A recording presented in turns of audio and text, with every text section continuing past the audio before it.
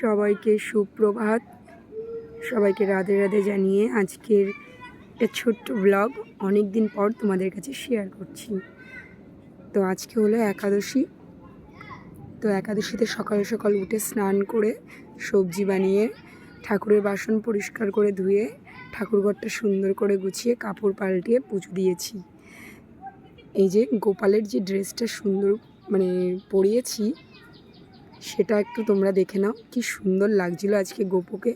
ফোনে কেমন লাগছে জানি না, কিন্তু সামনে থেকে খুব সুন্দর লাগছিল।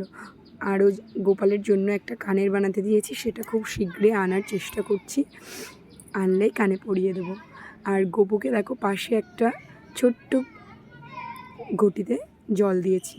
আর এই যে এই আমটা দেখতে পাচ্ছ, এটা হচ্ছে আমাদের বাড়িতে গাছ আছে, বড় আম গাছ, সেই গাছেরই আম। তো ভগবানকে আমি প্রসাদ দিয়েছি, আজকে প্রসাদে আম দিয়েছি। আর আমার সোনাই আমাকে বলছিল আমার পায়ে খুব জোর ব্যথা করছে, শুধু আমাকে বলছে আর দেখাও আমাকে, আমার পায়ে খুব জোর ব্যথা করছে। তো সেটা দেখাচ্ছি। আর আমাদের ঘরে নতুন ফ্যানও লাগিয়েছি। তো গরমে তো ছোট্ট টেবিল পাখাই চলতো, তো ফ্যানটা লাগিয়েছি। আর এরপর দেখাচ্ছি, এই যে সকালে উঠে দুধ জাল দিয়েছি আর আলুর সবজি তৈরি করেছি আর বাদাম ভেজেছি। তো এটা নিয়ে সোনাইয়ের বাপি ডিউটিতে চলে গেছে। আর এদিকে আমি, আমার দিদা আর সোনাই বাড়িতে আছি। সোনাইকে এখন দুধ আর বিস্কিট খাইয়ে দেবো। দেওয়ার পরে আমার টুকিটাকি একটু কাজ বাকি আছে, সেগুলো করব। ও একটু লাফাতে বললাম, তাই ও লাফাচ্ছে।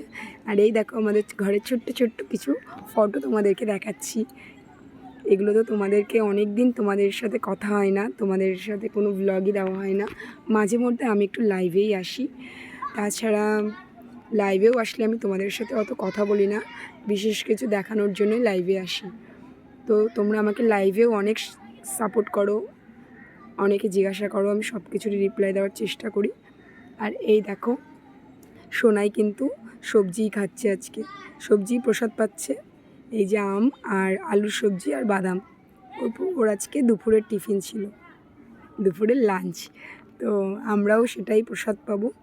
সোনাইকে খাওয়ানোর পরে আমরা খেয়ে নেব, আমি আর দিদা। যেহেতু একাদশী সে, তাই দুপুর 12টার পরে তুমি প্রসাদ পেতে পারবে। তাই সোনাইয়ের খাওয়ার টাইম হয়ে গেছে, তাই ওকে খেতে দিয়ে দিয়েছি।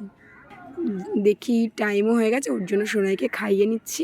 আর সোনাই ভগবানের কাছে প্রে করছে, ভগবান আমার পায়ে লেগেছে, আমার পাটা একটু তাড়াতাড়ি সারিয়ে দাও, আমি আর দুষ্টুমি করব না। কি বদমাইশ। তারপরে একটু রেস্ট নিয়ে সোনাইকে পড়তে পারতে দিয়ে মাদের বাড়ি এসেছিলাম। মাদের বাড়িতে এসে দেখছি বৃষ্টিতে ছাদটা কি সুন্দর ঠান্ডা।